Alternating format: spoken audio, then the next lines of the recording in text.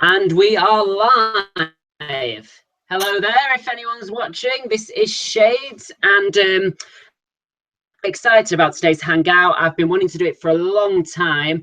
I am joined by a very good friend of mine and guest. His name is Sammy, and he is very, very knowledgeable in current affairs and politics and that kind of thing, with particular interest in military stuff, things that I don't really know too much about.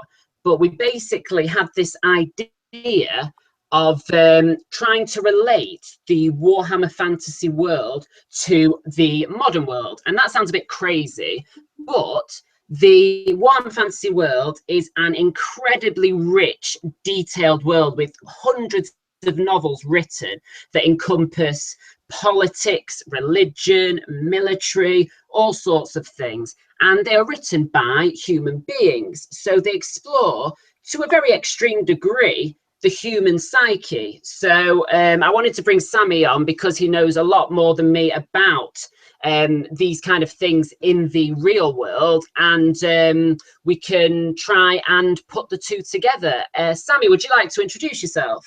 Sure. Hi, it's nice to be here. Thanks for having me. No problem.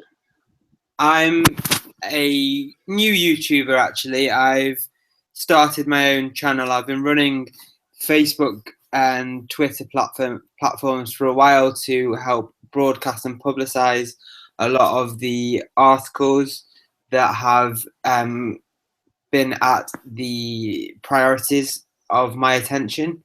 I have a YouTube channel now called Tracking Priorities, which is the same name as my Facebook channel.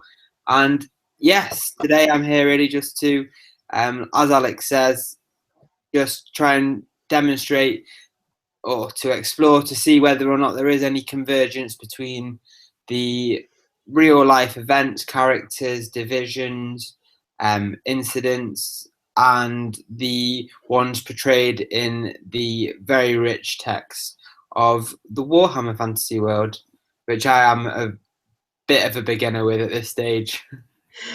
Well, that is the reason for this first video. This is going to be a very simple video, very conversational. What I'm going to do is, because Sammy has only very recently been introduced to the Warhammer fantasy lore, I am going to go through the races, certain characters, sort of explain to him their characteristics, and so basically provide a template so that in another video he can do some research and we can explore real world events and how they could have links between them and Warhammer Fantasy. So this should be a lot of fun. I've been waiting to do this for a while. I'm just going to get comfy. By the way, I just say quickly, I haven't posted a video in quite a while because I've just been really busy with uni stuff at the moment and work, but I'm planning a few, and they will be out pretty quickly. But I've got here the very big, Sammy, you might get a shock when you see this. Check that out for a book. Can you see it? It looks like a cookbook. It does, doesn't it? It's this is basically the Warhammer Fantasy 8th edition rule book. I'll just say to any Warhammer Fantasy fans, if they're seeing this, I am doing it from the 8th edition point of view. Fuck the end times, excuse my language. Fuck the Age of Sigmar, excuse my language. Some of you might be a bit confused about this, but basically these are new games that have been brought out that are, and stories that have been brought out that are pathetic and have basically ended the Warhammer fantasy world. So sort of we're going to have to remain on 8th edition, but 8th edition's awesome, so that's cool. And I'm going to take the shades off. Let's have a look. So the one I wanted to start with was the Orcs and Goblins. And basically, these are green-skinned creatures. The Orcs are very big, sort of humanoids, much bigger than a human. and the goblins are very small but very sneaky, cunning and conniving. And I thought we'd just start, because what I find interesting about that race is that they have to constantly be, a war boss has to constantly be sending his armies out to fight external forces pretty much without rest, because as soon as that distraction of an enemy is taken away, there is internal conflict and there'll be a fight for leadership of the group. So the current leader knows that he has to constantly be keeping his army fighting in order to distract them. And I was wondering if there were any sort of real world, if this could be related to anything in the real world where war has been used as a distraction from internal politics. So that could be something interesting to explore. Well, there is. I mean, it's probably one of the most colourful insults you could probably level at someone at the moment, given that information, given the fact that, you know, this appearance of a constant need for war in a society that has, since, you know, the two world wars, really been totally committed to, at least on the surface, ways of trying to achieve peace. So to say someone's an orc or a goblin is really to say, you know, you have absolutely no desire to achieve peace and you've got a constant need for war. It's berating someone, to say the least, and it would be a very partial viewpoint of mine if I was to just, you know, declare one thing or another. Like I say, I'm fairly well in tuned with the news, and what often happens is that the news consists of a myriad of opinions anyway. So you could just look at the examples of the Middle East and talk about how every time, you know, a power vacuum exists, for example, as we saw in Libya, or we're seeing in Iraq now, it's being filled by essentially machines of war who don't seem to have any activities that, well, besides the basis of running the economy smoothly, providing grain, oil for internal use and export, even as we see in the Islamic State recent news. Sorry, I think that was my microphone. Could you repeat that bit? Recent news has come out that suggests that actually food products that were created in the Islamic State have actually been exported to Canada.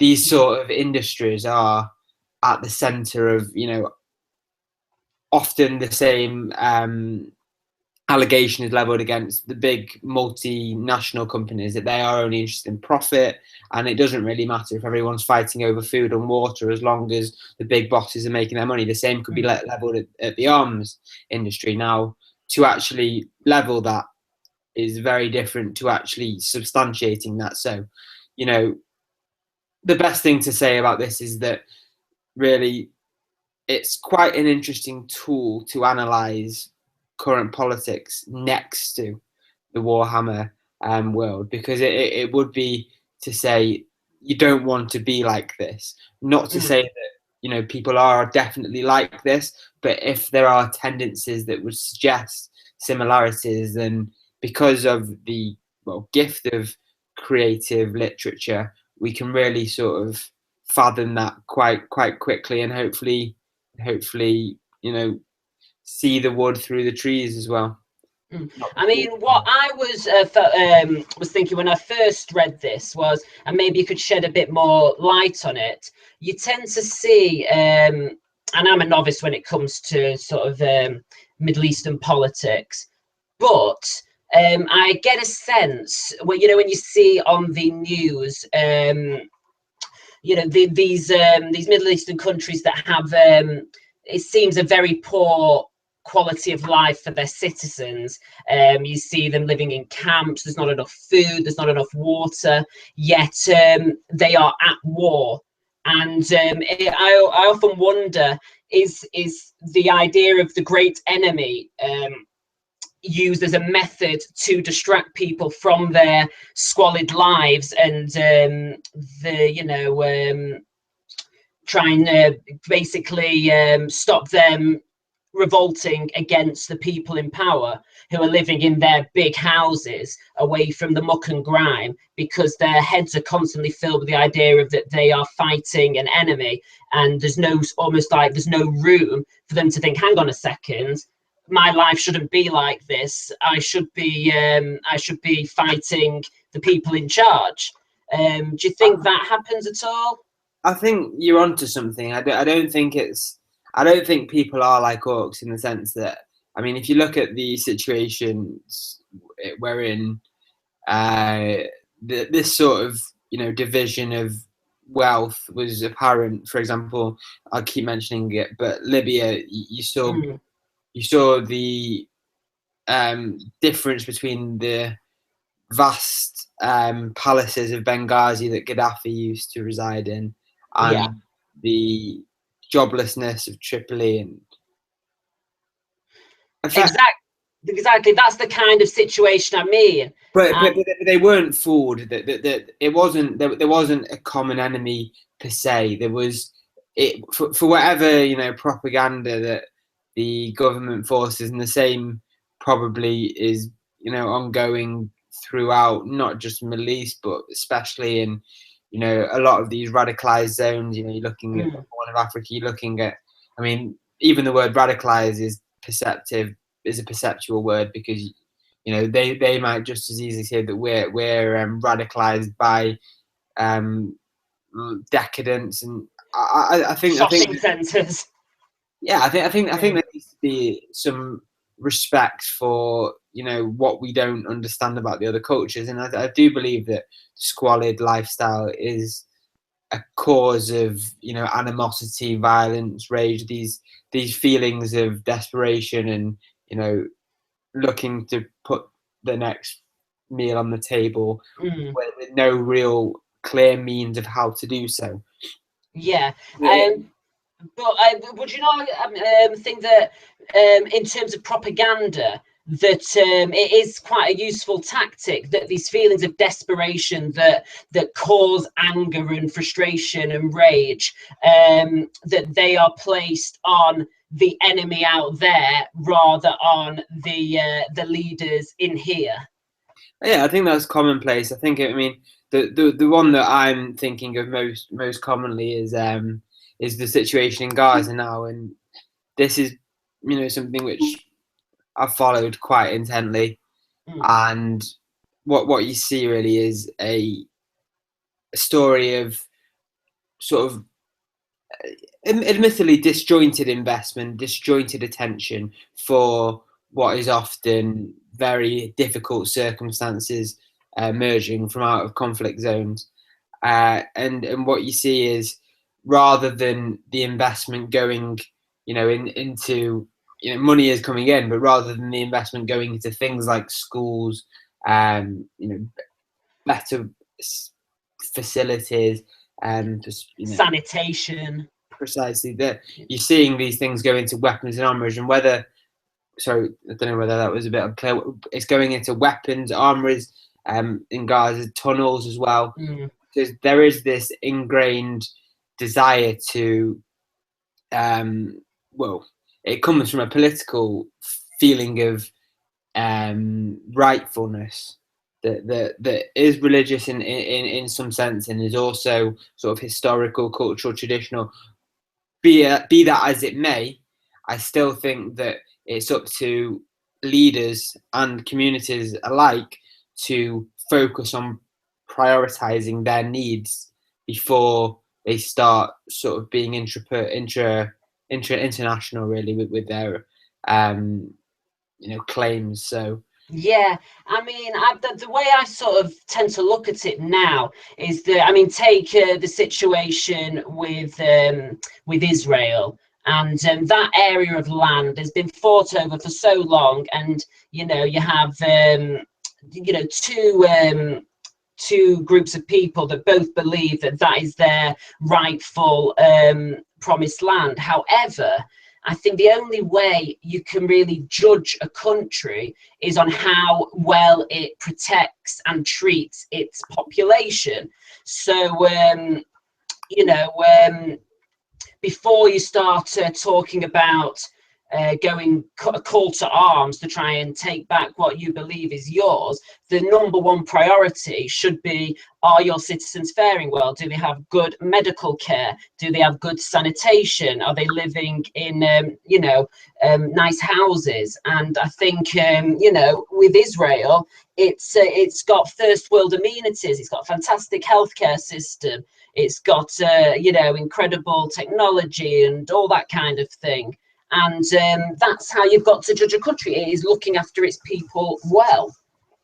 I mean, you also have to look at the surrounding situations, and I do believe it's about the character. And this is where I think it's an interesting discussion to have, to actually compare it. And I'm not going to try and make any sort of generalized judgment about entire populations. But what I would say is that, if you want to look at Israel, what you're seeing is a struggle for hundreds of years of a race in the modern times, which is a development of a struggle from the thousands of years for existence, for our homeland, and that desire has been reinforced only after a terrible tragedy, and it shouldn't have been that way. But the problem is that you can have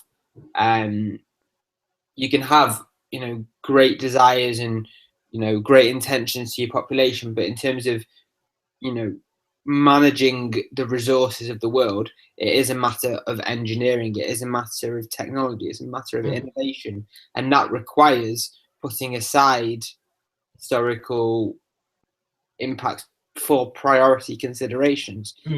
Saying not let's just disregard it, but put that to aside 1 second. How can we get food trucks in? How can we get water coming in on a regular basis?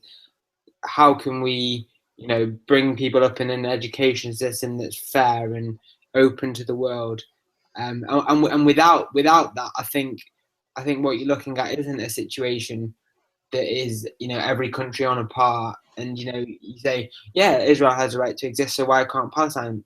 That would be a fair point, but you have to look at the characters, and if not to mention any names, but if you were to have one country who was faring well, and another country who was using their considerable resources and wealth to sort of manipulate the direction of international politics, then you have to sort of look beyond these sort of very superficial national identities, and you have to look at the composition of the country, the decisions it takes, the reasons why relationships are developed and why they are regressed in certain directions. And I think interestingly with Warhammer Fantasy, what I really wanted to do, and we've introduced this project, but really this project is something which I have held quite close to my heart, because I think it would be a very good way of demonstrating particular situations. So especially when you're sort of envisioning the you mentioned sort of the particular idiosyncrasies of can't say that word, particular idiosyncrasies of these countries, of these races. You are looking at, like you say, a fantasy world, but you are also hoping to bring parallels. Yes. And what I'd like to do is really not just to sort of talk about it, but also to demonstrate it, and just to have a look at the imagery, and just to see whether this can be sort of cross managed, and what creative outlets there are really to help educate people about these serious issues in a way that people can understand. That's what I'm hoping to do in this video, is basically provide you with a template for you to sort of explore these ideas, and then we can come back and you can teach me about these sequences. So basically, I mean, there is so much we can talk about. Like I say, it is a hugely detailed world that for 30 years has had novel after novel written about it, expanding on this world. And the only other more detailed fantasy universe I can think of probably is Star Wars. But we've got the races. We can talk. You mentioned religion. There are so many different religions in that different races have within this world. We can talk about politics. Obviously, military stuff will come up a lot because this is all based on a war game. So a lot of its focus is on war. But there is a lot that I can talk to you about that we can then explore. So maybe moving away from the orcs and goblins, let's talk about, start from the beginning with the races, the Empire.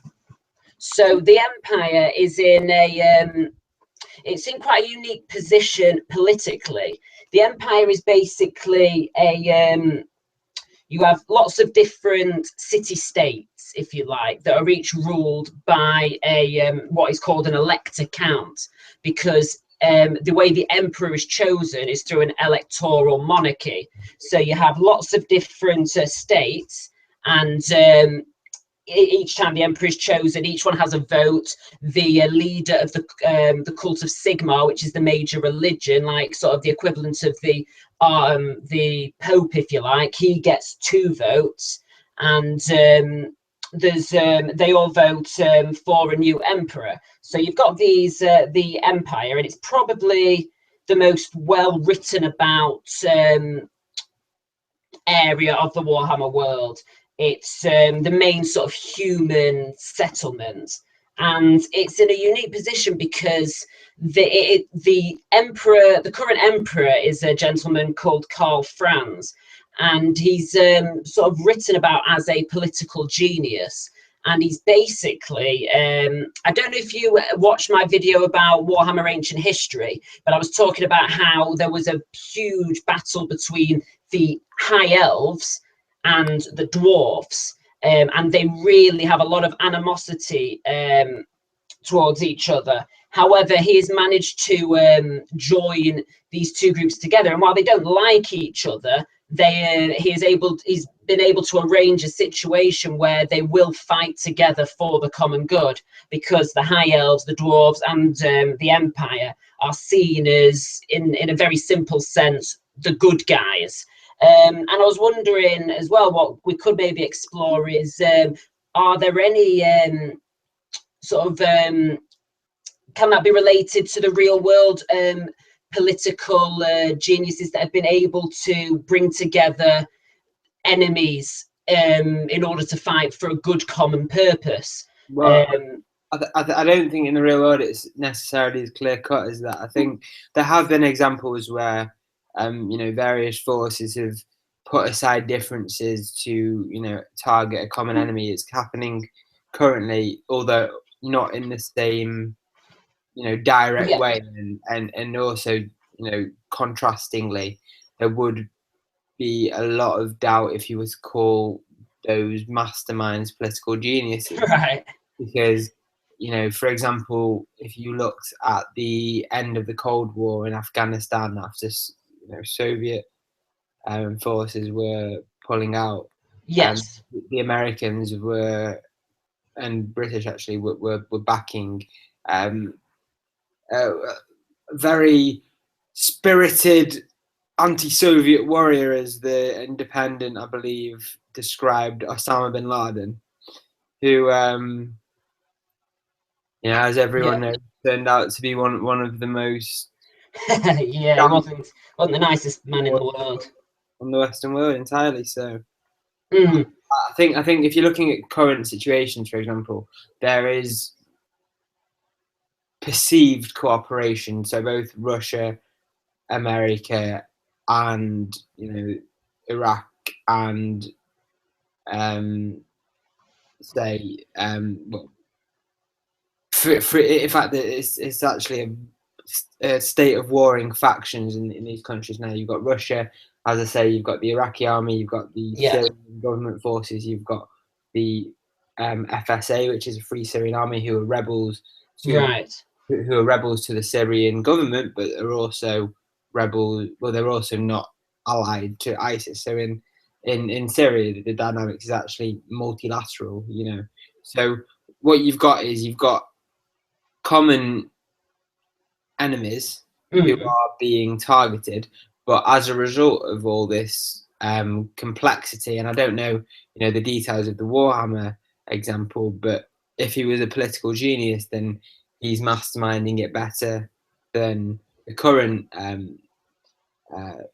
especially in Syria, the current situation. Because if you were to do it, as I do on a daily basis, a search for localities of Syria, you'd actually see that because of these attacks, which Russia are purporting to be doing to target ISIS, they're actually paving the way in some ways, because what's happening is they want to stabilize Assad into power, because the only way to resolve this civil war is to help try and retain a little bit of so-called authority. But the problem is that this so-called authority isn't actually felt as so-called authority by an enormous number of Syrians who, at the most prominent example, the Free Syrian Army, are actually attacking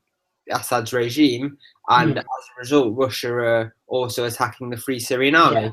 And as well as that, there, I think it's in Iraq. There are 100. There were, I think it was a hundreds of $1 million projects to train anti-ISIS fighters, and this is being called off because of the complications, and it's actually paving the way for ISIS to regain lost territory, notably in Aleppo, which was recaptured by Peshmerga forces. Right. So it didn't pan out quite how they wanted. It's going to be a while until we actually get our heads around the situation. I mean, like I mentioned in first talk, which is still available on my channel, it really is a matter of being thrown in at the deep end here. We would have thought we would have learned, but the problem is, when you say we, it's those who've had experiences. So it's the older generations, the experienced generations, and because of the trauma, the bloodshed, it's not something which you'd introduce at a primary level to in the educational system. It's something which, just because of its graphic nature, is going to be something which is, at the very least, I mean, we were taught in history about the Great War, as it was called, from an early age. Could I just say that is just what you said there? That just made me think that could be really interesting. Do you think that fantasy, or maybe not fantasy, but storytelling in general, it could be used as because these issues that you've just been talking about are very real, and there's no getting around them, and they do need to be taught. But maybe using things like fantasy is a good way to introduce younger children slowly into this kind of thing. So you start off by teaching them about fantastical creatures that are fighting against each other and making alliances, and sometimes doing some pretty brutal things. But because you're using fantasy creatures, it's a much more, it's maybe an easier way to broach that subject. And then I think for educational purposes, generally, you're right, but I still think even if you're going to detract from the reality of the situation by using fictional characters, I still think the nature of the content, the actual existence of war, is something which, I mean, it's, some kids unfortunately are going to know about it. Well, there is quite a large fan base for Warhammer with younger children. You do get a lot of not too young, but maybe from the age of 11, 12, you get quite a lot of children involved in these war games. Well, that's how old I was when I heard that the Twin Towers had been. I remember we were on the school bus. We've known each other since early high school, me and Sammy. We were both on the school bus when we found out about that. It was insane. Well, I couldn't get my head around it. Someone said planes been flown into the Twin Towers, and I thought, all right, that's bad. I didn't understand. Firstly, it didn't. I couldn't get my mind around the fact that it was a terrorist attack. Why would anyone want to do that? Yeah. When I was that age, like it didn't make sense. All I was thinking about was, doing well at school, being popular and funny with friends, and that was it. Of course, yes, of course. I mean, and also the fact that we are both English. I suppose we were so far away from the situation as these young kids that it didn't have, the same impact as it would, I'm sure, in America. And also, when you're 11, 12 years old, you are wrapped up in more selfish thoughts. Trying to get the girls and be cool at school, that kind of thing. So I don't think that ever leaves. I just think with maturity and responsibility of life, and being effectively accepted into certain circles, it doesn't become cool to do the same things that you did. Or cool is the wrong word, but it doesn't become it doesn't become anything. It just becomes, if you act the same as you did when you were a child, obviously you're not gonna be respected as much as or people are gonna think you've got certain like learning difficulties or something. You need to, I think, have some awareness in order to be respected in certain ways, because it's about giving back. And I think, yes, going back to your original point, I think fantasy is a very good way of depicting the situations, because we can't get frontline journalists to every war. It's just if this is what I believe that the United Nations should be charged with doing. It's their job to create a peace force, however juxtaposition or that may sound, to actually preserve the security moves of journalists and writers who are putting their necks on the line to actually show us, so we can pat ourselves on the back saying that we're paying attention, but we're still reading other people's actual toil. I mean, so much. They are so brave. There's a famous phrase that when a bomb goes off or gunfire, people hear gunfire, that everyone runs away except for the journalist, who is the only person who runs towards the sound. And it's all to depict it to us. But we're getting way off topic. The only thing I would say, if there are any younger children watching, is that it's when you're at school, obviously these sort of more superficial things are very important, but you do tend to find that as you get older, it's you've got to become your own person. It's not just about following the crowds, following the trends just for the sake of creating an appearance. You do what you want to do, and what gives off a better persona is a man or a woman who is completely comfortable in themselves and doing what they want to do, rather than just going with the trends. Wouldn't you agree? Yeah. Anyway, this has gone way off topic, but that's why I love Google Hangouts.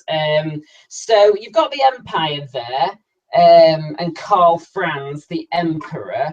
I'm just thinking if there's anything else that it might be worth talking about. I mean, this is going more historical, I suppose, but in the Empire, there's a huge push for technology in terms of manufacturing. I wouldn't say weapons of mass destruction, but things like cannons and mortars.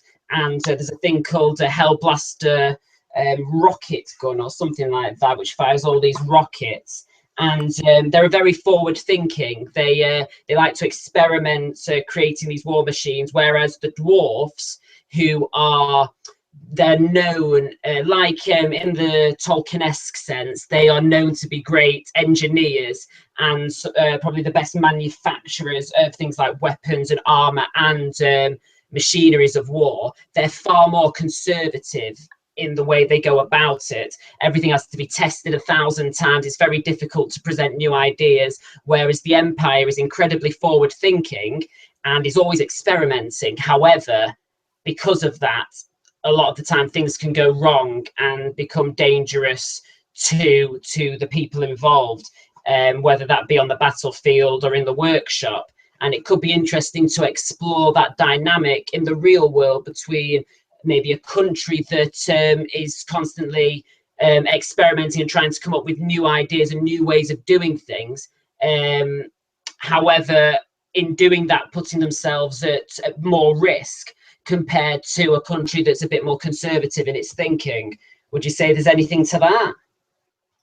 I think, are you asking whether or not you're speaking specifically about conservative ideology, or are you speaking about sort of technology? I don't really understand the question. It doesn't necessarily have to be take technology as the template, but it doesn't necessarily have to be about technology. But Well, just the comparison, is there can any comparisons be made between countries who are incredibly forward thinking in their experimentation with battlefield technology compared to more conservative countries? Balance between creating new things, but also putting the creators at risk because of that constant push for new methods. The interesting thing about the real world is that often the things that will end up being written in the history books are the bad events. Like you won't necessarily hear. I mean, who would have heard about Oman? The country of Oman, which is near Saudi Arabia and Yemen. It's got an amazing track record of investment in, say, technologies for fresh water. I was listening on the news today about yesterday, I think, actually, about how Australia were providing this. I think it's called the Thorb, which is an aircraft which is being offered in assistance to the forest fires that Indonesia is having, which can get 15,000 of litres of water at once. Wow. Also, Oman was involved in the negotiation of the release of hostages in Yemen. I mean, you wouldn't necessarily hear about these things at the forefront of the news. I mean, the news is designed mainly to alert people really to what they should be wary of. Yeah, it's I mean, that's going on to another point, but it's very important to bring up that you do only hear the bad side, and you never get a news broadcast that says, hello, today everything pretty much panned out, so there's nothing, you don't need to worry about anything. No news is good news, but there is news. Exactly. There is always news. Actually, do you know, I learned this, I cannot remember for the life of me when it was, but there was a period of time, it was in the early days of news broadcasts, where nothing happened.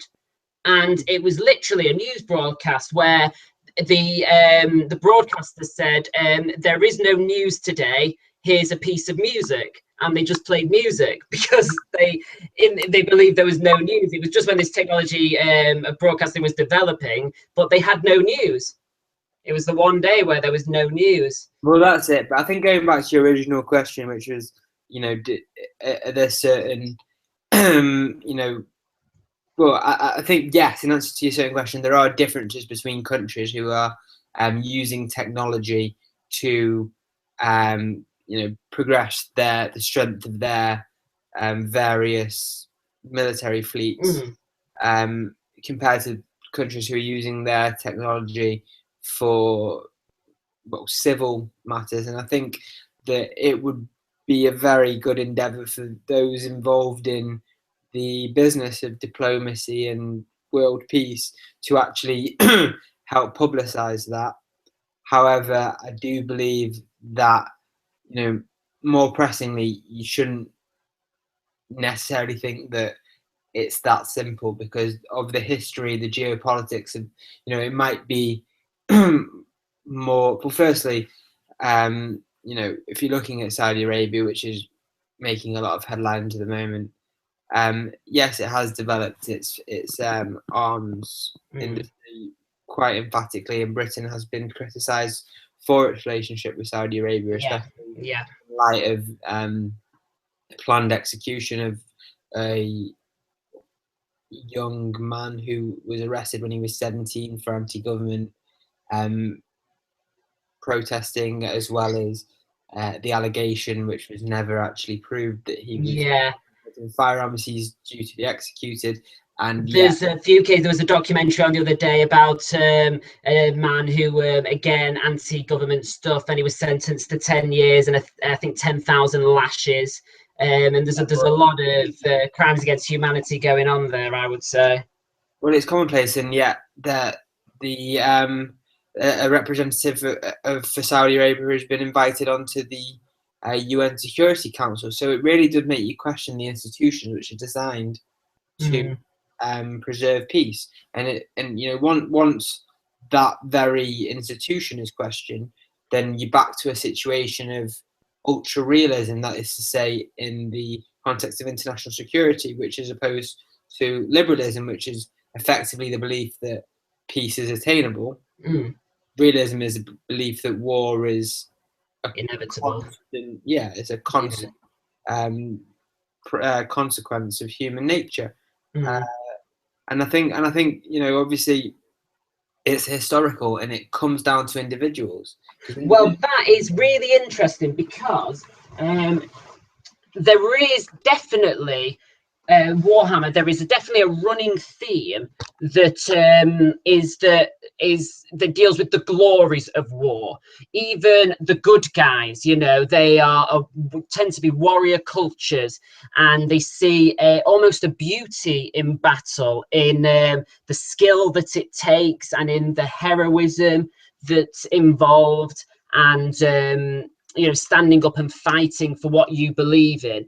And I think it does tend to treat, definitely in the Warhammer world, it treats war as inevitable, and you can, be on the right or wrong side of it. You can be a defender of the peace or an aggressor of chaos. But in both cases, the battle is glorified. And I think there's an element of that. I think there's definitely an element of that in the real world. I think this is one of the most important questions that you've got to ask when looking at the state of warfare and the state of peace. Is you've got to ask whether, in a state of warfare, is the war being conducted, by effectively desperate agents, desperate entities, or is it being conducted by an evil entity?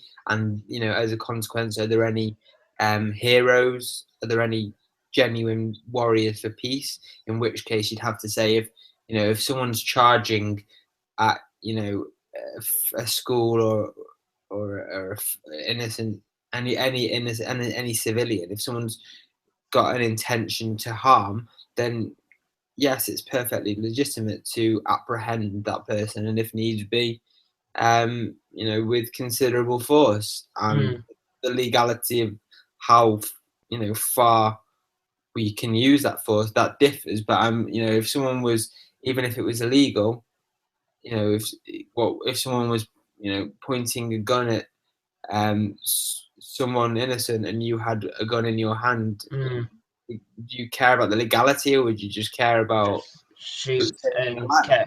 Personally, I don't think there's a question there. I think. But however, often the people that we may view as being, whether you say evil or fighting for the wrong reasons, in their minds, they are on the other side, and they're actually the ones that are doing the right thing. I mean, you get a lot of this with radicalization, and in particular, religion has this ability to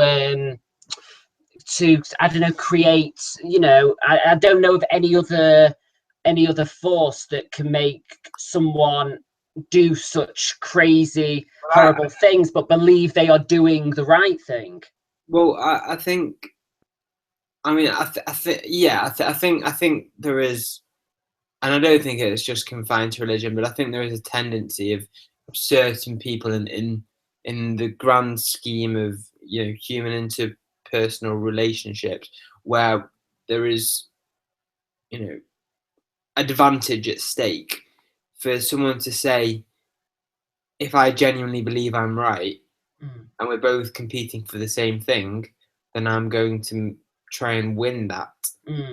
That desire to win will necessarily escalate if you believe that you're right. The key to that is acceptance and tolerance. If you say, I might not understand what you mean by God, but I understand that for you he is real, then you can leave it at that. Even if you don't, even if the whole concept, it's like when when the first word was invented, the people who didn't understand any words might have thought they were mad. They were using that word, but it made perfect sense to them. It's semantics. It's all about interpretation. However, there are cases of people who are prepared to murder what we would see as innocent lives. However, they genuinely do believe that they are in the right and they are working for their God, and that they will be rewarded for these acts. And it's very, we can understand that sort of on an academic level, but very difficult to relate to it in any kind of moral sense. Well, yeah, I think the situation is such that the administration of justice in ancient times was a totally different picture. Absolutely. And there are still elements of similarity, but when it came down to it, if there was, for example, an adulterer in a very confined sectarian religion, then it would be a very difficult thing to do, and often you'd hear about excommunication for various reasons, stonings to death in historical times for things like that. And that's I don't think that is totally extinct. I think that practice is. I mean, it's happening in parts of India, Pakistan, and I believe Syria, and ISIS-controlled territories in particular. I think that patriarchal society has made it, and less so recently, but made it so that the rights of people are controlled by fear, and that's the way that they administer justice.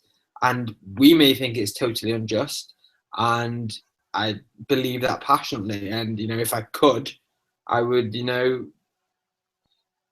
create that shield for those people. But as a matter of priority, and going back to this initial point about the scarcity of resources, of humanity, this momentum never builds. You look at all these very secular issues, such as the legalization of drugs, which is taking a new resurgence.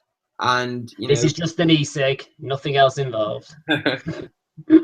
Go on, sorry. All joking aside, this was something which may have very, very sound, rational, supportive arguments that you may believe that it would be, economically profitable for a government to be able to tax a substance. And just talk about that. I would just say quickly, I think it would save many, many, many lives.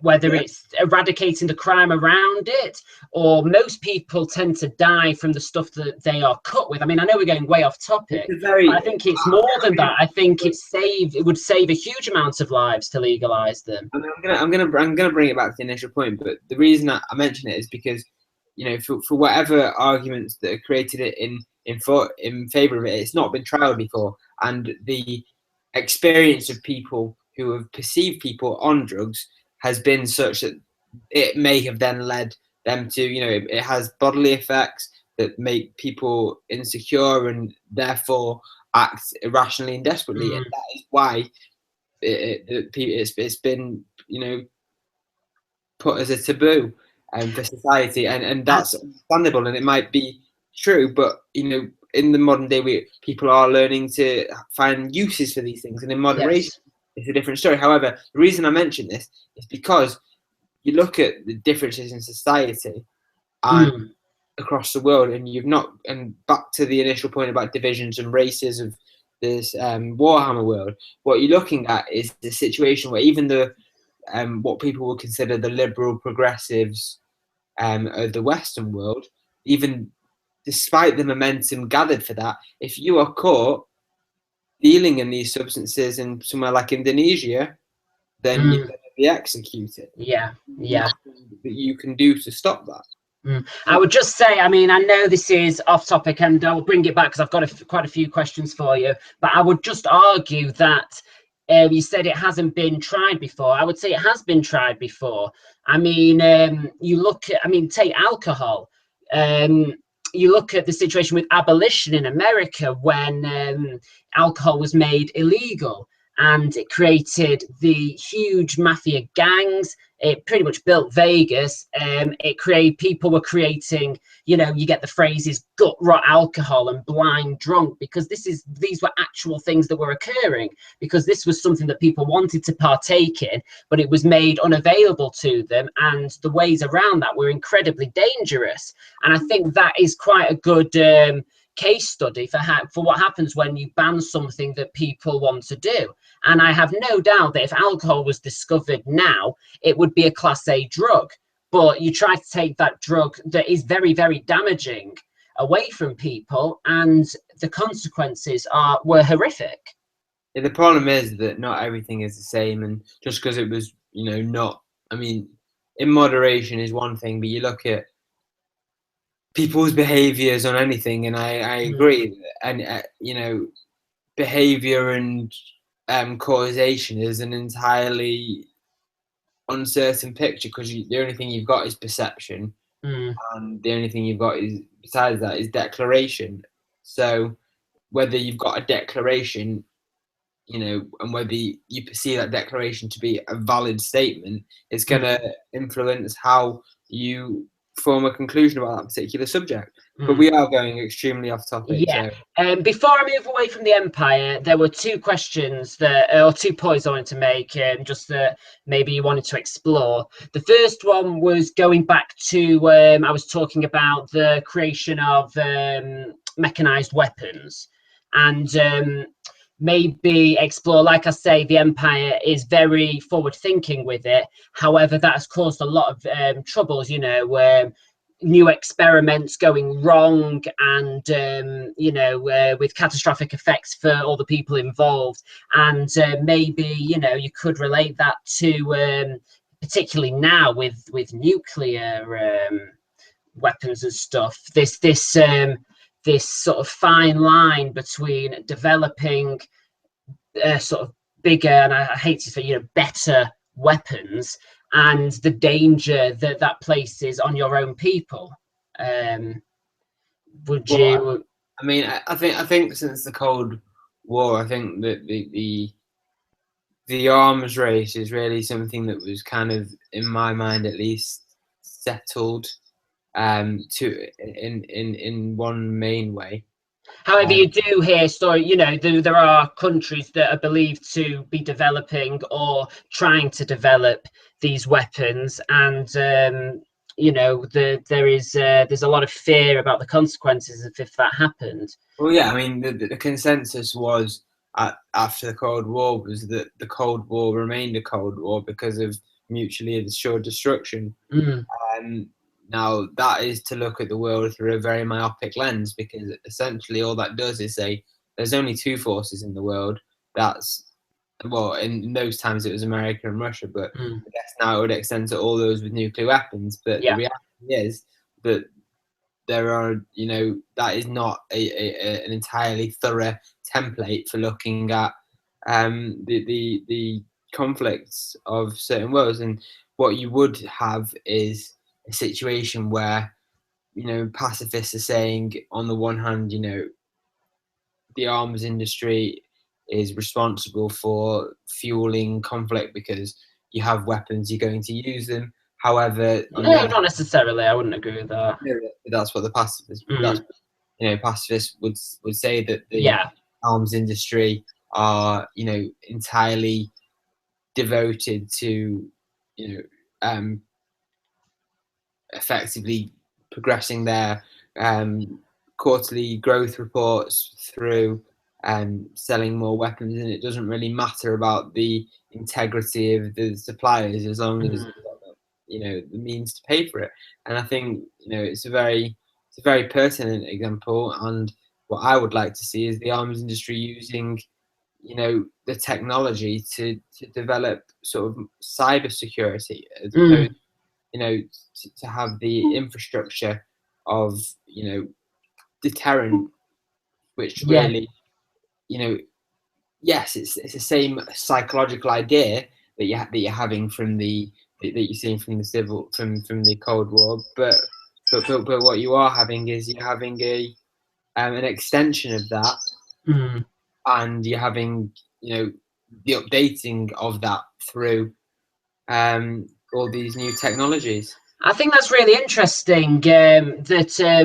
Because, like, take for example, Jeremy Corbyn and him wanting to get rid of this work on our weapons. The only issue I have with that is that I think this came up in your other video as well, that if we do it, that doesn't mean that anyone else will. So in reality, all you're doing is taking away any means of power we have to sort of talk on that stage, because what you're left with is we don't have any, but no one else has followed our example.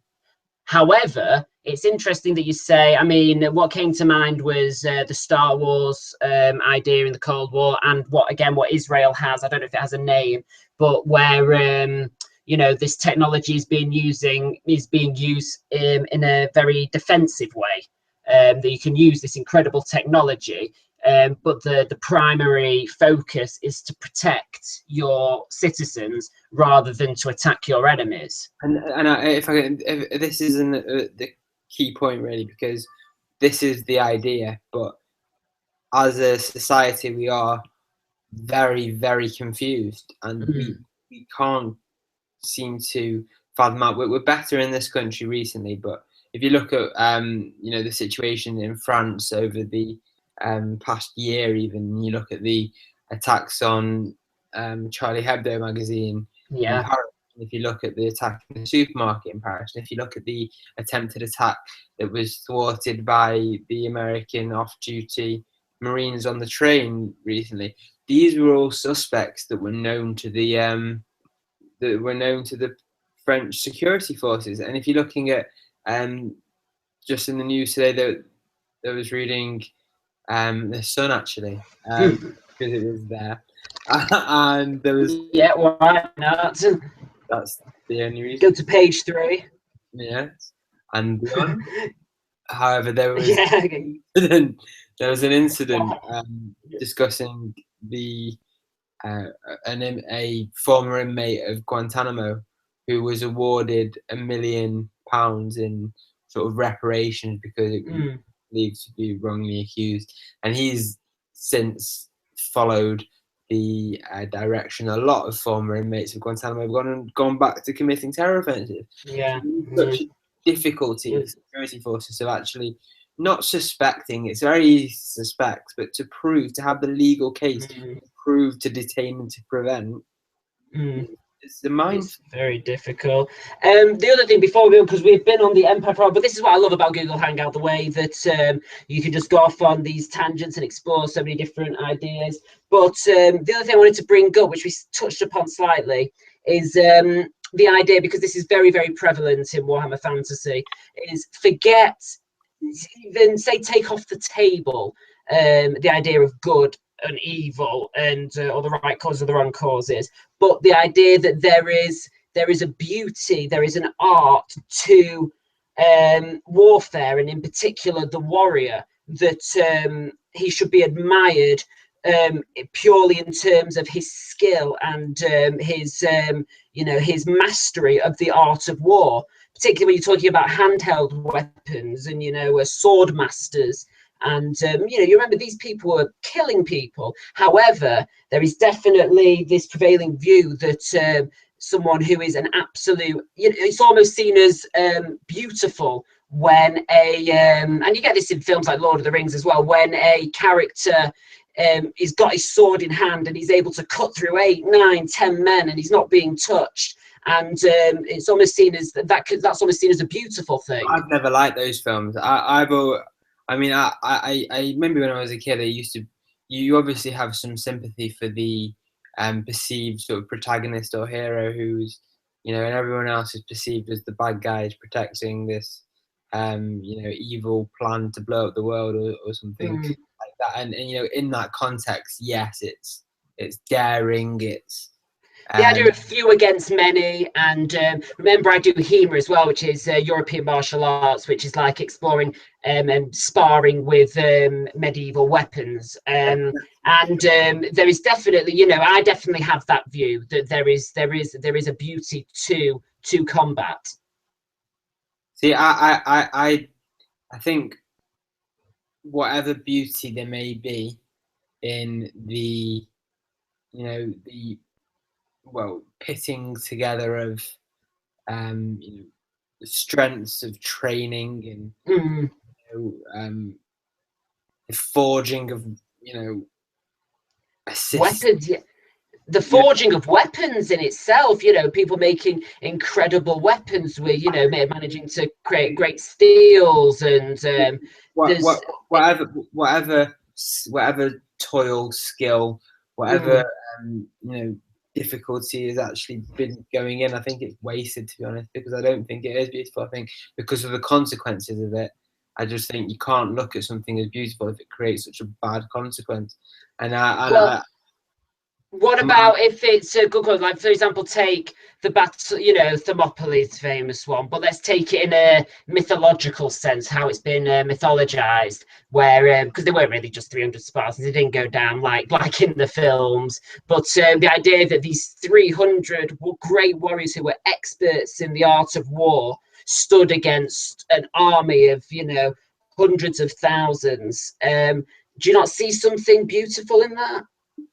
Well, no, because I think that if you're going out and saying I'm a god of war or whatever, I'm the best at war, then I'm just thinking to myself, well, you're actually creating war, and you might be really good at it. You might be, insanely strong, and you might be able to kill people better than they can kill you, if that's what it comes down to. But I just think that it's such a, in terms of how morally creditable, and I put the moral dimension way before the physiology or the I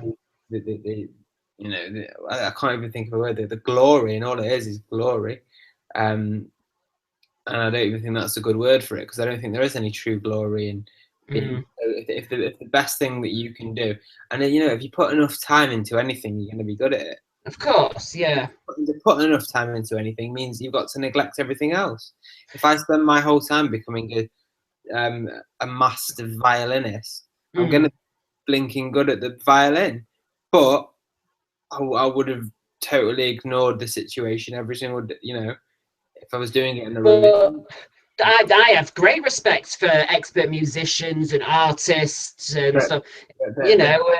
I think a master, he's sort of a jack of all trades is a master of none, and I'd much rather master a skill and neglect.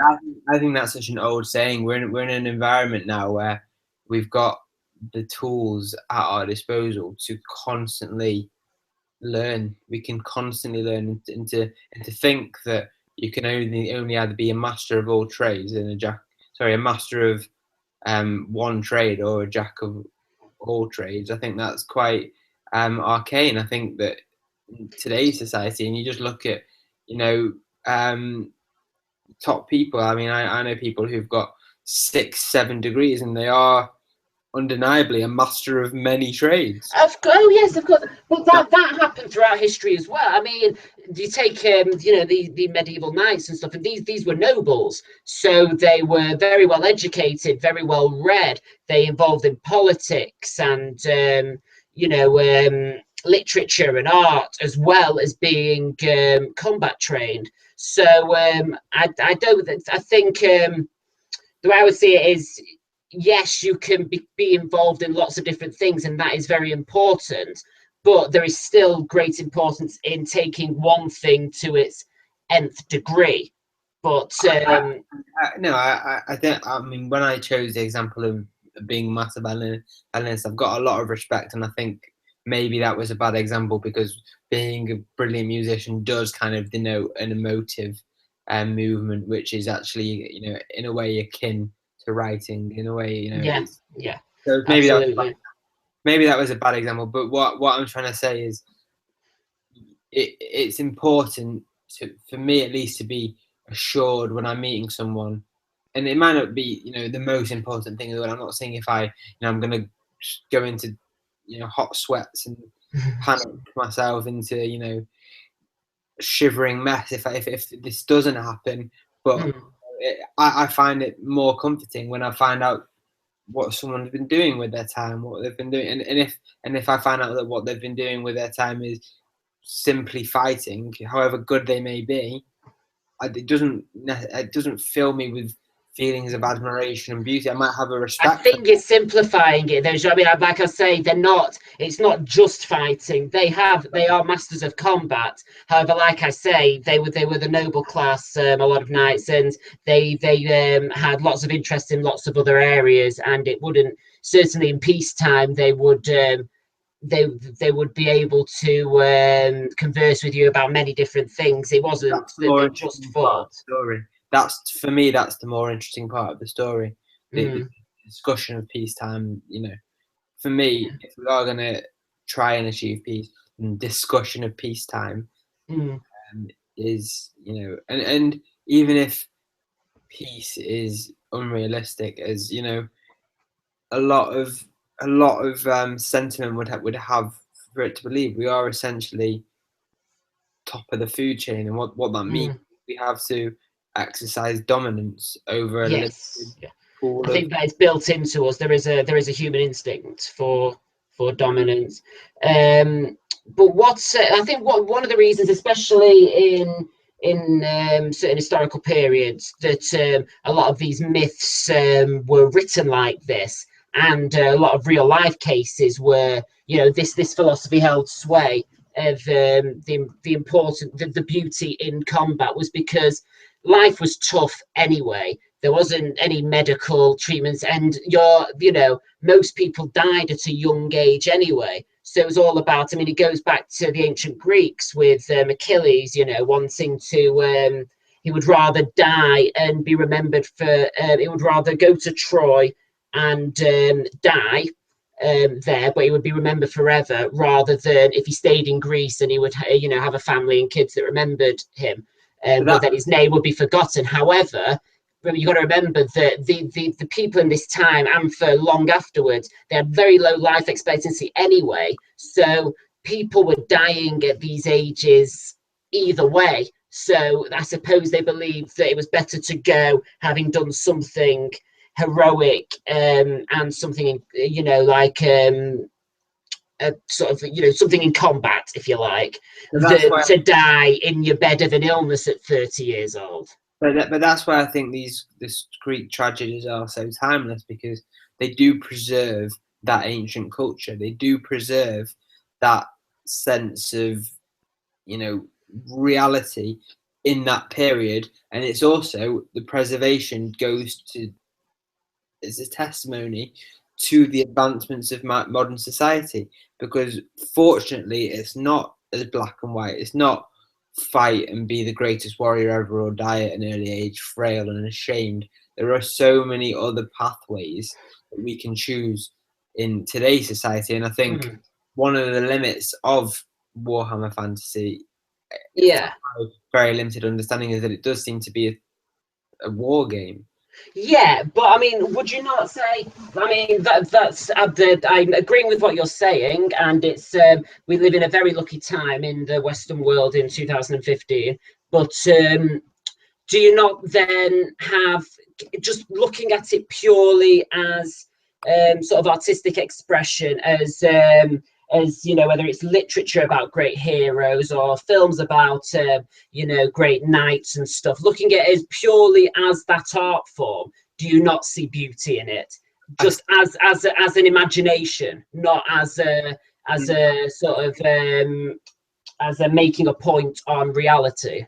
No, I think without making a point on because reality is in a situation, and we can talk about all the modern conveniences of 2015 if we like, but the reality is that the reality we live in is far from perfect, and Oh, and but if we are, but a lot better than what's come before. but if we don't, if we dwell on our achievements, then we fail to optimize our our facing of challenges. That's how I feel. So I No, I feel understand that, but I mean, taking away from any kind of a sort of I'm trying to think of a way to explain this. Can you not see a film? Take Lord of the Rings, for example, as a film, or Warhammer Fantasy literature. Just looking at it as film or as literature, can you not see great beauty and inspiration and get amazing sort of emotive feelings from the story of these great heroes, knowing it is a story? I know you want me to say yes. But you know, because I mean, I do find beauty in these kind of things, and I think a lot of people into fantasy do. But I would have thought, even if it's on the level of purely viewing it as what it is, whether it be a film or literature or a painting of a great battle, just as it is, do you not find beauty in that?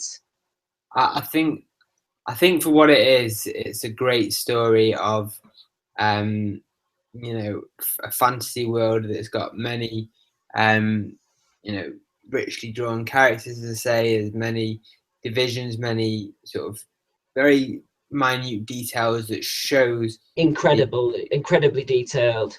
that shows the wonders of imagination. It shows the the complexities of intra well intra racial, I guess, interracial coexistence and Mm. thereof. But I think for me to actually, when you're using terms like beauty and I think what you're doing is you're giving it the ultimate badge. It's like saying you are at the top of human achievement. That for me, I'm very wary of saying that. So whether or not that is the point that you're making, Not so much the top of human achievement, but just you know, I find it inspirational when I read about these great heroes in the Warhammer Fantasy books. I mean, Or you know, they create a definite, they they definitely make my sort of heart pound, and you know, like you know, the adrenaline goes, and I find it incredible, you know, whether that be through film or literature or art. But I'm not always looking at that. I'm not looking at that as a reflection onto the real world, because obviously when you sort of do that, it can be very horrible. You know, then you think of all the pain and the blood and the gore and stuff like that in reality. But I'm talking about it purely as a method of storytelling. It's incredibly powerful. What it is. I mean, I've always been of the disposition that my time should be, best placed looking at what's going on now, and then Mm. sort of trying to deal with that. And then, if there are bits of inspiration to be taken from things that I don't, I'm fully acknowledged don't fully reflect reality, that's fine. They're still inspirational and they're still beautiful in their own way. Mm. I acknowledge that. Ultimately, I'm just obviously the position I'm in. I'm Yeah. coming on your channel as a guest and as a representative of my project. I'm current affairs. It's you'll yeah, find that I'm doomed to steer it into the realistic dimension. yeah, I understand. Which is why this is so interesting, this comparison, but also contrast. Right, we've spent, I think, maybe even an hour, and I've just scratched the surface with the Empire. The way we were planning to do this was I was just going to tell you about the different races, and then you were going to come back and with research. However, we seem to have already got into that kind of discussion already. So maybe I think we should keep it going like this. I'll bring up other things. However, in another video, you can also bring up points that you've gathered through research. But do you reckon that's a good way of going about it? Yeah, I think, yeah, obviously, I think initially when out, the idea was to have you basically detail sort of the individual idiosyncrasies of the races, and I was going to try and find parallels and convergences, and maybe discuss that. And we did do that to an extent, but we also ended up debating, well, And that I know what you're saying. That's the way these things are going to go. I mean, at the end of the day, they're called Google Hangouts, and on my channel, I do like the idea of that we can go off on tangents and different trails, and they can be incredibly interesting. So I'm quite happy when we, I mean, I really don't mind when we diverge and start talking about other things, as long as we bring it back to the original point eventually. What I think would be good is if we do manage to detail, these races in their entirety eventually, whether it's over the next, one or two.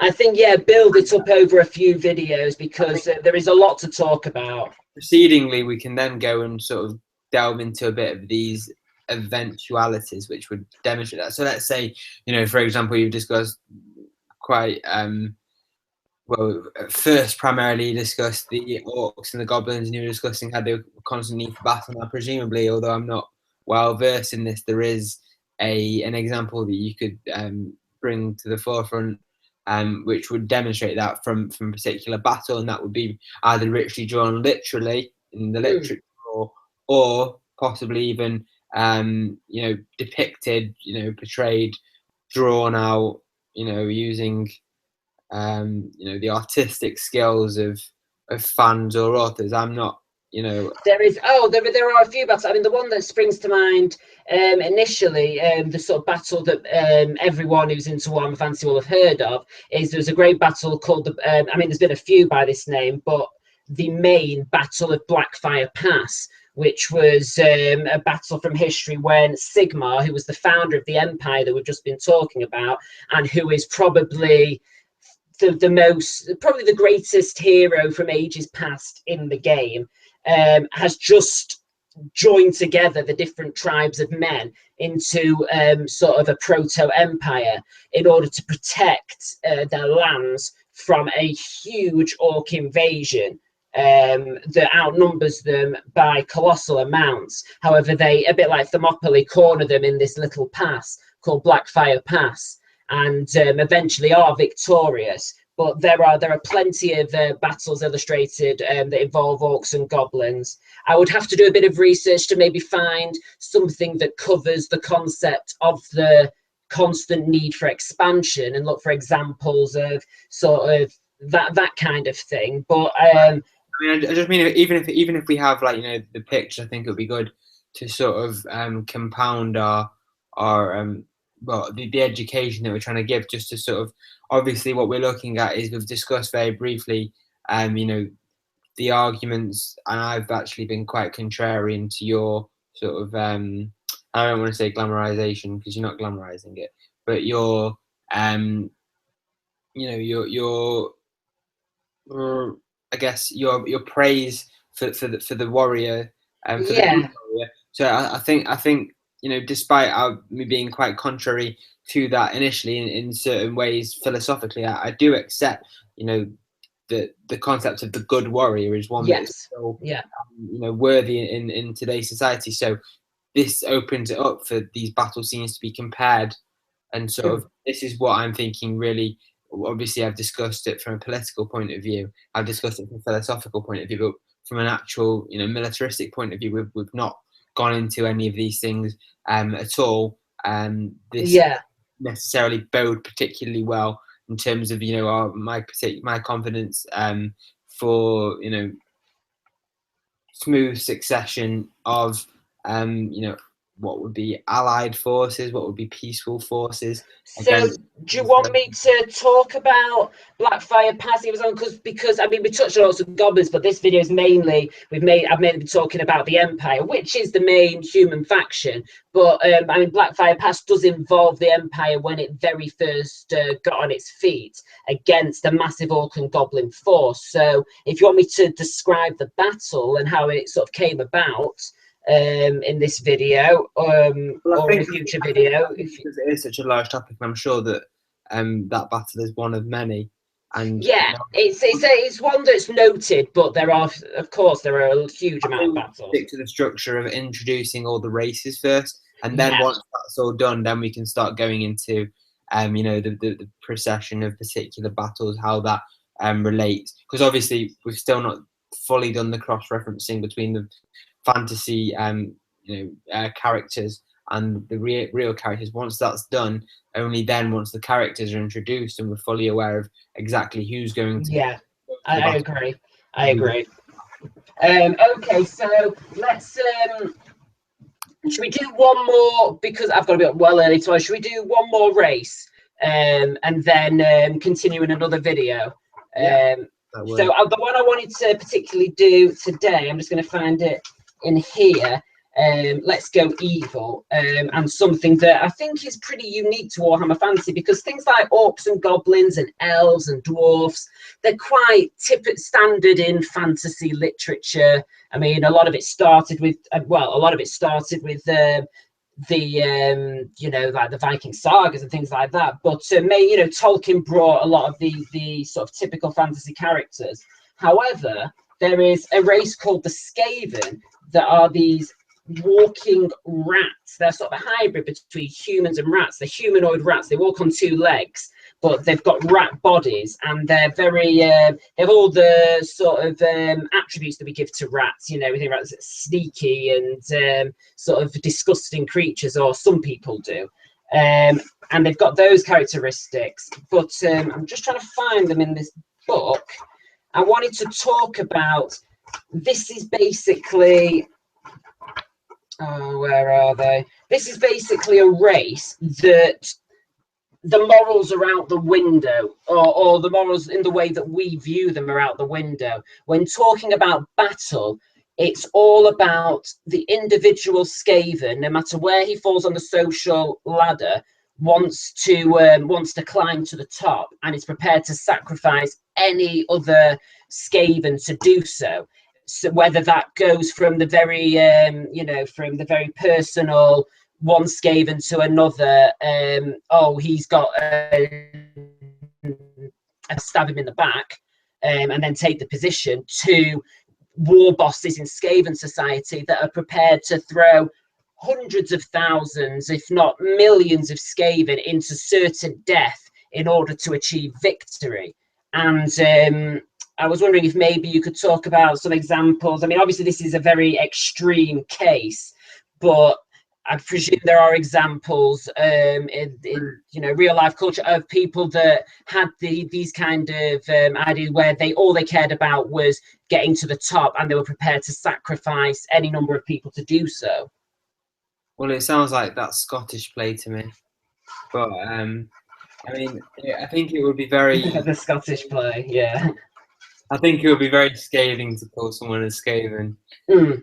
But I think I don't. I mean, I don't claim to be an expert on particular strategies. The facts are that in a warfare environment, if you are trying to defend a particular land, if there is a definite threat to society, then you have a choice. You can either appease it, let it happen, and hope it doesn't affect you, or you can throw everything you've got at it. And if you don't have much besides people, I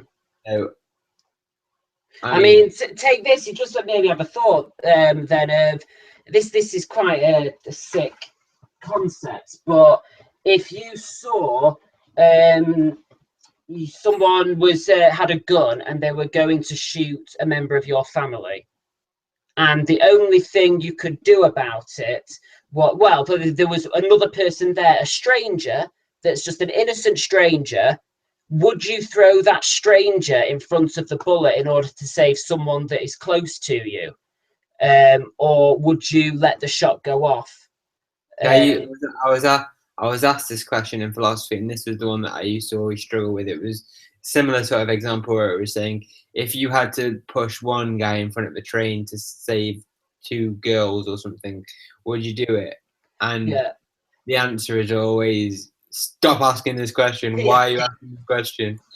That's got to be the only answer, because Well, if you it's in like fact, it's bringing it back to the Skaven with, I mean, the incredible way that they throw thousands, the deaths of thousands of Skaven by the people at the top. Take Hitler with the awful atrocities of the concentration camps and the colossal amount of deaths. If you could go back in time and kill Hitler as a baby or as a child, could you do it when this child at this point in time has actually done nothing wrong and is just a child, but you knew what he would grow up to be? I think probably the question goes very, very deeply, and if you're saying something like the war would have been prevented if Hitler was dead, then as a baby, then I think you're making an enormous assumption there. I don't mean it in terms of its reality. I just mean in terms of the philosophical idea of killing someone innocent to protect either the greater good or someone that's closer to you, and whether you could do something like that. Like you say, it's one of those questions where you don't know how to answer it. No, well, I don't think it's ever right to put anyone else in harm. I mean, the question should be, would you give your own life? Really, Mm. It shouldn't be that. And yeah, obviously for family, there's certain people that you would. Yeah, I agree that you would rather than throw that stranger in front of the bullet, you'd jump in front of it yourself. Yeah, you could never live with that, really, could you?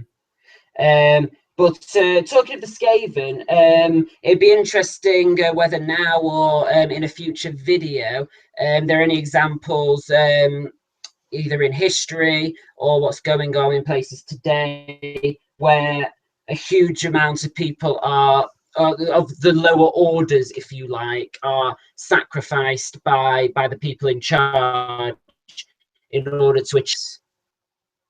Well, I'm a big believer in the exact opposite of that philosophy. No, I mean, does it? But are there examples of it taking place? Are there examples of it taking place? Yeah. There historically, yes. I think you hear it a lot about certain brave actions of soldiers who appreciate the necessity, how integral the commander is, for example, who put their lives on the line first. I think from the other way around, to actually say, vast numbers of people were sent to their death in order to, throw challenges to this problem. I don't think, in modern warfare, I don't think it's as clear cut as that. I don't think these. I mean, it's all technologically thought. Yeah, I know what you're saying. Okay, well, instead of what we're talking about, I think one of I think it's a quote from Churchill's book that was saying that the war against Nazism was won by ingenuity of Allied forces and Russia. And one of the things which is obviously quite noticeable about that is the vast number of casualties that Russia took. Yeah. Far more deaths than I think all the others combined, eh? Yeah, well, whether or not that was because of direct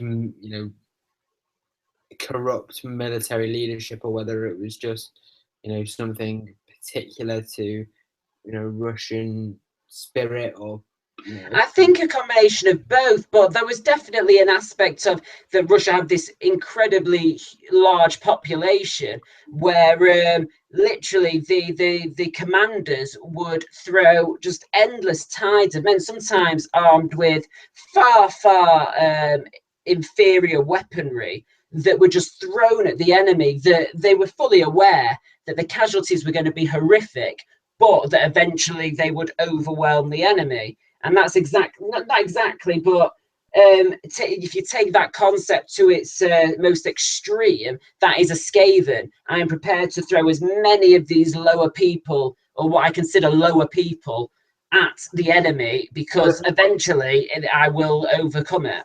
Well, if you've watched Full Metal Jacket, then Mm. that philosophy seems to be pretty ingrained into military ranks. I think the quote from there is, it's like, "This is my rifle. This is my gun. This is It's that's like the song. That's this is for something, and this is for fun. I can't remember. It's been a long time since I've seen it, but yeah, the gist of it is that they effectively get them to repeat that, obviously that they will give my life, they'll give their life before they let go of the rifle, and the cause of winning the war is the most important thing. I may not come back, but I will do my best, that sort of thing. yeah, it just reminds me of the old Spartan quote. If we go right back in history, come back with your shield or on it. It's success or death, but not retreat. Mm-hmm. The other big thing in Skaven society is slavery. There are a huge amounts, and most of the population of Skaven are Skaven slaves. And they say that in the modern world there is actually more slavery than has ever existed before. It's just so underground. I don't know if that might be worth having a look into. The prevalence of slavery in the modern world. Islamic State took lots of Yazidis, which is it's a sect of the Kurdish community, and there are lots of Yazidi slaves in Islamic State now. That you can obviously talk about the human trafficking industry there, or sex slaves. This is a major problem. This is not something that's on the news. Is no. I mean, there are particular organisations which are set up in order to eradicate, well, the attempt to eradicate. I think there's actually a report just looking now. New CBS Local 4 face human trafficking charges involving 14-year-old girl in New Jersey. And it's all around the world. Spain. Oh, in Britain, I believe it was in Rochdale where it become the sort of capital of England for child prostitution. Yeah, and I think well, it's Cambodia as well. All these, a lot of the Indonesia as well. A lot of these poor Asian countries as well. That's where isn't that where Gary Glitter went and got caught? I don't know, but it wouldn't surprise me. Could well have been. But yeah, I mean, they not only enslave members of their own race, but other races. There'll be human slaves, dwarf slaves, elvish slaves, and they literally it's concentration camp conditions for these people. So that is very prevalent in Warhammer. Skaven are definitely there's a lot of brutal stuff in their society. They also are another race that, far more so than the human empire, really experiment with weapons of great destruction. There's this thing in Warhammer called Warpstone, which is it's the essence of chaos. It's like evil in substance form. It's a glowing green rock, and it's incredibly powerful and destructive, and they make all their weapons out of it.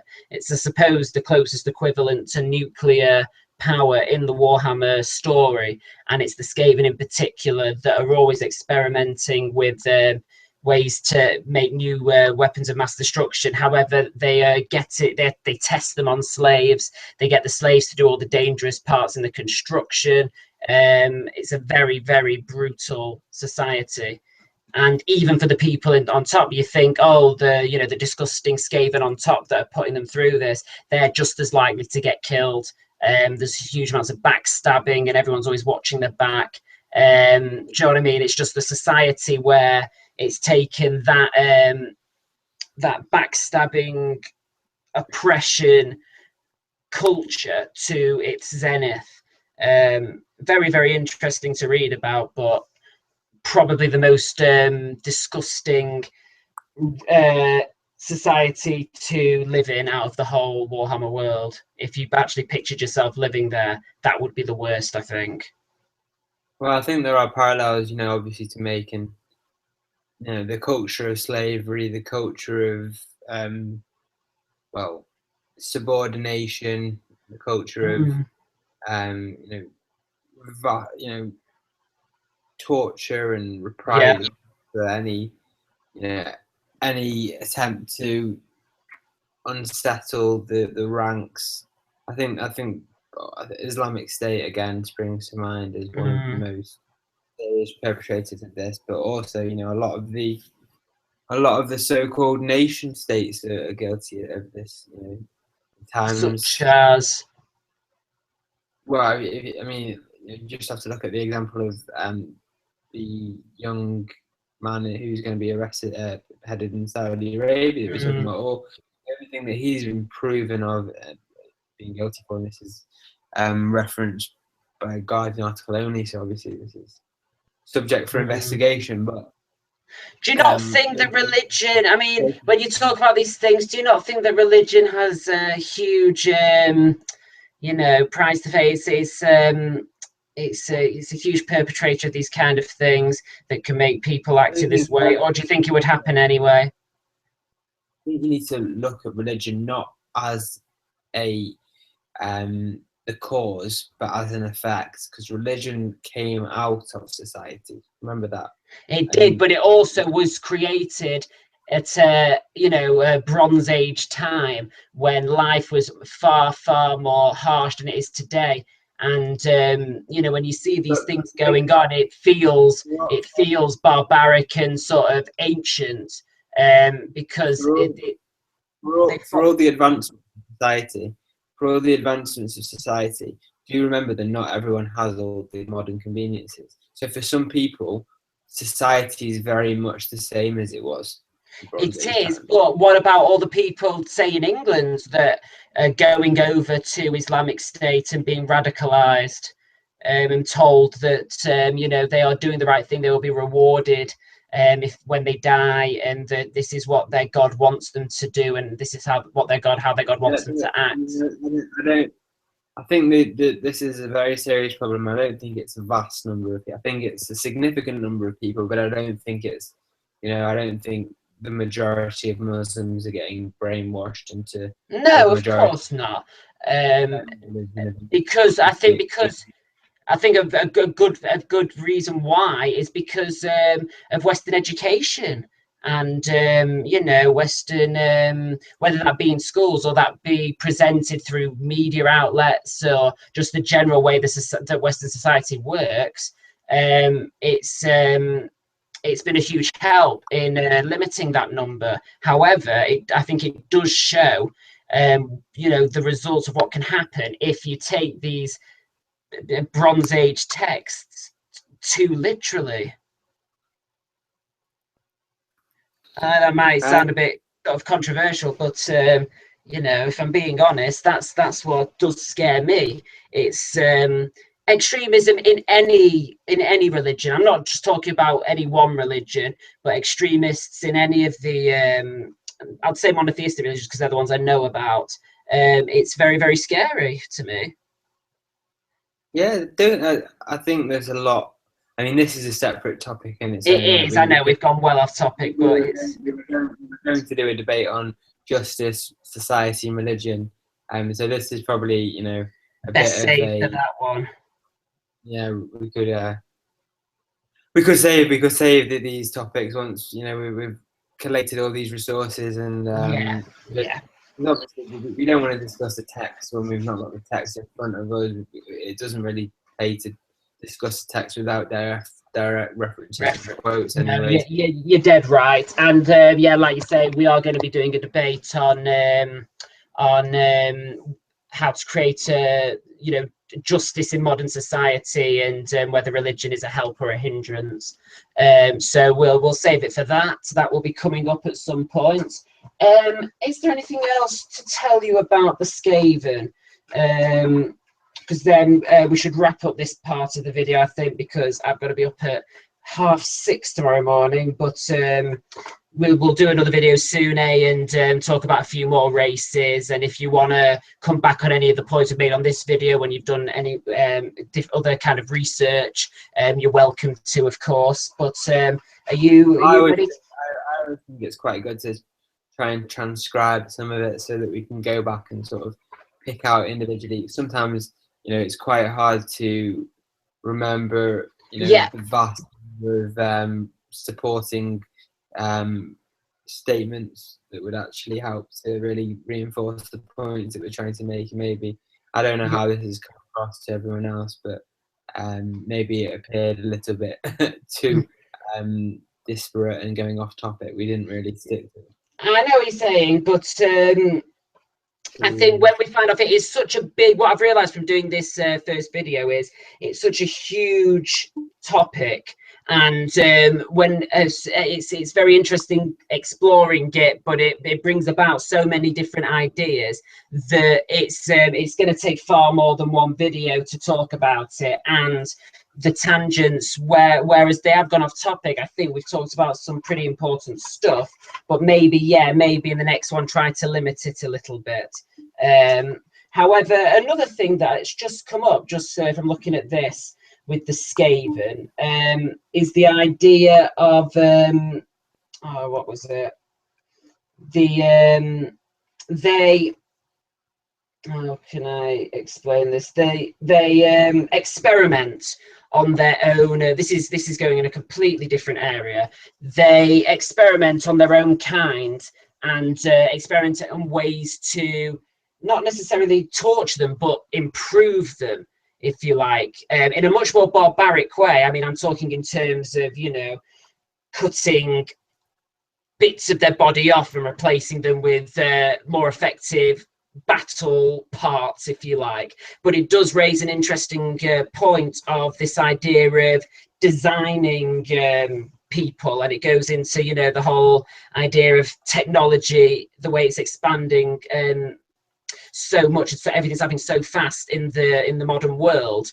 The idea that we'll soon be able to create designer babies and designer people. Do you want your child to have this color hair, this color eyes? Do you want it to be this tall, and that kind of thing? And the fine line that we've got to tread when it comes to. And that was one of the core pillars of Nazi belief, and it's still it's not really something that obviously anything that the Skavens do seems to be distasteful to say. It is. They allow that. Although this will sound crazy to someone who has not read it, but when you actually read the novels that the Skaven feature in, they're incredibly funny creatures, and they sort of provide a lot of comic relief. But when you explore their society, it is atrocious. And I think that's another thing about fantasy, that because these are fantastical beings, even though this is such disgusting stuff,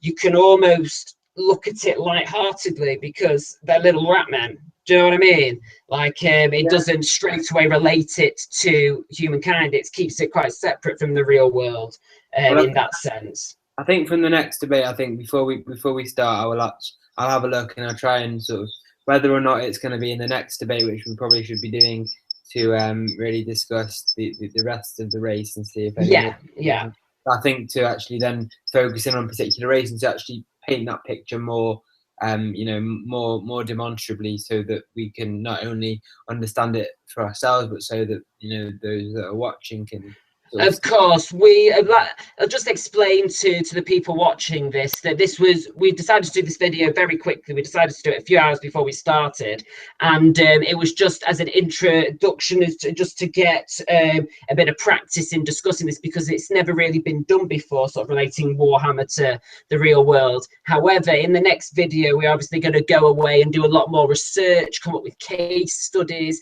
and that kind of thing. So we will be painting a much clearer picture in future videos. But all right, well, thank you very much. Do you want to finish there, or do you want to just touch on this whole designer child thing, eugenics and that kind of thing, just quickly? I don't think it really relates so much current, and yeah, like that. I think probably best to leave it for today. Do you want to leave it there? Okay, what I will do just to finish off is just explain that I'm going to be doing a lot of work with Tracking Priorities, Sammy's company. We're going to be joining forces a lot. I'm going to be going onto his channel. We're going to be working on a lot of projects there. He's going to be coming onto mine. So if anyone's watching, you're going to see a lot more of that. And I'm going to link the Tracking Priorities channel underneath this video. It's really, really good. It's a new channel. The company's been going a while, but the YouTube channel is relatively new. But there's a few really good videos up there, and lots more to come. So I really recommend clicking on that link. I'll be posting this all back on my channel. We're going to try and mess around with the audio and edit it with some good video technology as well. Should be really good fun. But I really appreciate you coming onto the channel discussing this. I know it was very short notice. I think it's been a bit hectic, this video, but very interesting nonetheless, and is given a lot of food for thought for the videos to come. That's the nature of these things, isn't it? We've got to bounce off the walls. Yeah, absolutely. Right, well, I shall speak to you soon. Thank you very much. Thank you, anyone, for watching. Really appreciate it. If you could, I'd really appreciate it if you click the like button or the subscribe button. Would be very, very nice of you. It'd make my day, in fact. So I shall see you in a bit. See you in a bit, mate. Bye, thank you. Bye, everyone.